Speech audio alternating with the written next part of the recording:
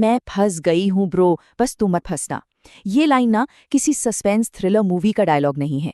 ये एक आखिरी और सच कहूँ तो बेहद डरावना मैसेज था जो मौत से ठीक पहले एक दोस्त को भेजा गया था। एक ऐसी ट्रैजिक घटना जिसने पिछले कुछ वक्त में पूरे देश को हिलाकर रख दिया है।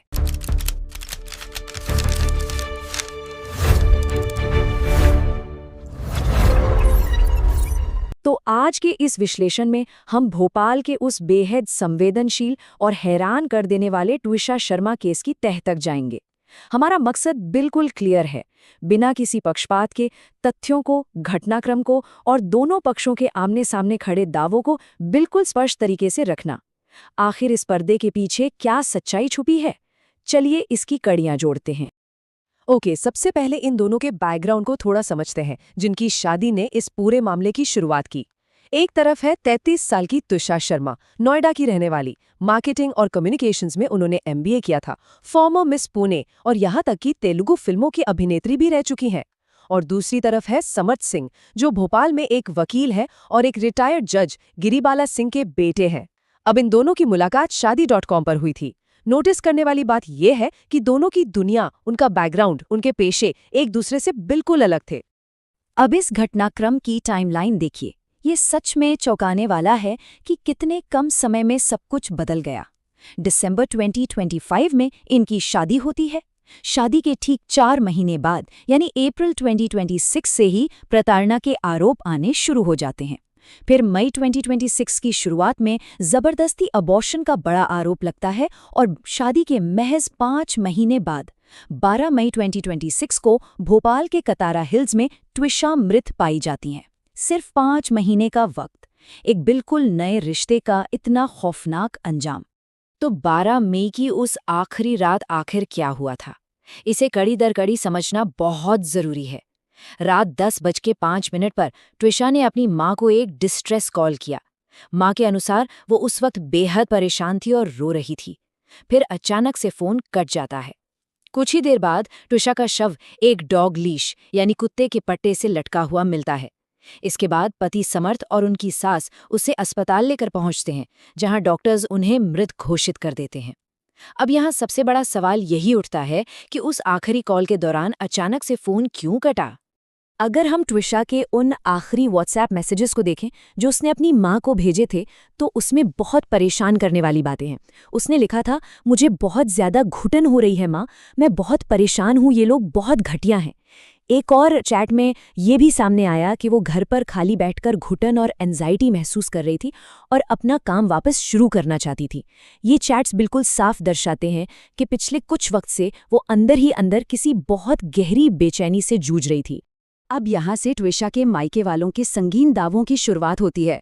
परिवार का सीधा दावा है कि ससुराल वालों ने 2 लाख रुपए दहेज की मांग की थी।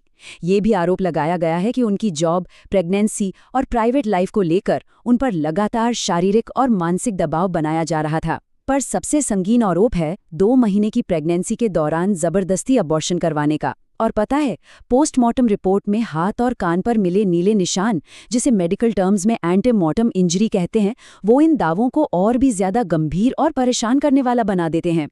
लेकिन इस मामले का सबसे हैरान करने वाला पहलू अब सामने आता है, जहां ससुराल वालों का डिफेंस बिल्कुल एक अलग ही दिशा में जाता है। रिटायर्ड जज और ट्विशा की सास गिरिबाला सिंह ने अपनी एंटिसिपेटरी बेल एप्लीकेशन में इन सभी आरोपों को सिरे से नकार दिया है। ससुराल पक्ष का दावा है कि ट्विशा भावनात्मक रूप से अस्थिर थीं, यानी इमोशनली अनस्टेबल थीं, और सबसे चौंकाने वाली बात उन्होंने ये कही कि ट्विशा को नशीली दवाओं की लत थी। इन लॉज ने सीधा आरोप लगाया है कि इसी ड्रग ओवरडोज की वजह से ही उनका मिसकैरेज हुआ था। 8 लाख रुपए, ये फिगर बहुत क्रूशल है। पति समर्थ सिंह के वकील एनोस जॉर्ज कार्लो ने डिजिटल ट्रांजैक्शंस का जिक्र करते हुए एक बड़ा काउंटर क्लेम किया है। उनका कहना है कि पिछले महज 4-5 महीनों के भीतर ही समर्थ ने ट्विशा के बैंक खाते में UPI के जरिए लगभग 8 लाख रुपए ट्रांसफर किए थे।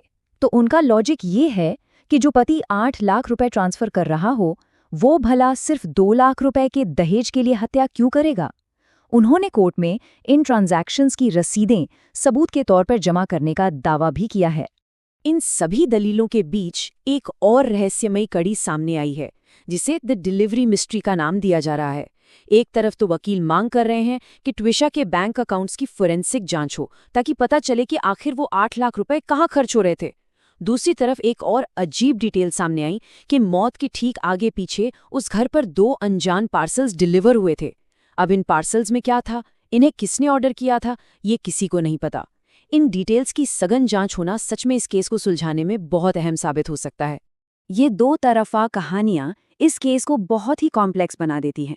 एक तरफ मायके पक्ष के दावे हैं जिसमें जबरदस्ती अबॉर्शन, दहेज हरासमेंट और एक सोची समझी हत्या की बात है। वहीं ठीक इसके उलट ससुराल पक्ष के दावे हैं, ड्रग ओवरडोज, इमोशनल इंस्टेबिलिटी और इसे एक सुसाइड बताना। ये दोनों ही पक्ष एक दूसरे के बिल्कुल आमने सामने खड़े हैं। दोनों नैरेटिव्स एक दूसरे से इतने अलग हैं कि सच्चाई इनके बिल्कुल बीच में कहीं दबी हुई मालूम होती है। इस सब में परिवार ने पुलिस जांच और उनकी कार्यवाही पर भी लापरवाही के बहुत संगीन आरोप लगाए हैं।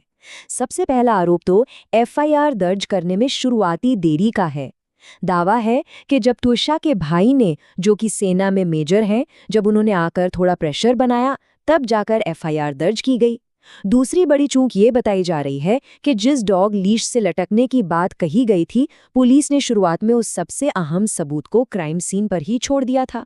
और तीसरा पॉइंट ये है कि शुरुआती पोस्टमार्टम में डॉक्टर्स फंदे के लिगेचर मार्क्स का ठीक से मिलान ही नहीं कर पाए थे। तो अभी के लिए इस केस की कानूनी स्थिति कहाँ खड़ी है? मध्य प्रदेश के सीएम मोहन यादव के आदेश पर इस मामले की जांच के लिए एक 6 सदस्यीय एसआईटी बना दी गई है। सास गिरिबाला सिंह को कोर्ट से एंटिसिपेटरी बेल मिल चुकी है, जिसका विरोध करते हुए ट्विशा के परिवार ने सीएम हाउस के बाहर प्रदर्शन भी किया था।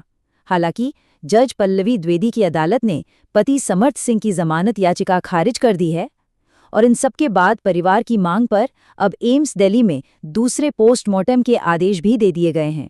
इन सभी तथ्यों, दावों और कानूनी दावपेच को देखने के बाद वही एक बड़ा सवाल वापस घूम कर आता है, क्या ये मर्डर है, सुसाइड या फिर कुछ और ही? तथ्य हमारे सामने है, वक्त की टाइमलाइन बिल्कुल स्पष्ट है और दोनों पक्षों की दलीलें कानूनी रूप ले चुकी हैं। लेकिन सच्चाई अभी भी बाहर आना बाकी है। क्या ठीक 5 महीने में एक चमकती हुई जिंदगी का इस तरह अंत हो जाना सिर्फ परेशानी का नतीजा था, या इसके पीछे कोई गहरी साजिश है? इस विश्लेषण में इतना ही। कानूनी जांच क्या नया मोड़ लेती है, उस पर आगे भी नजर बनी रहेगी।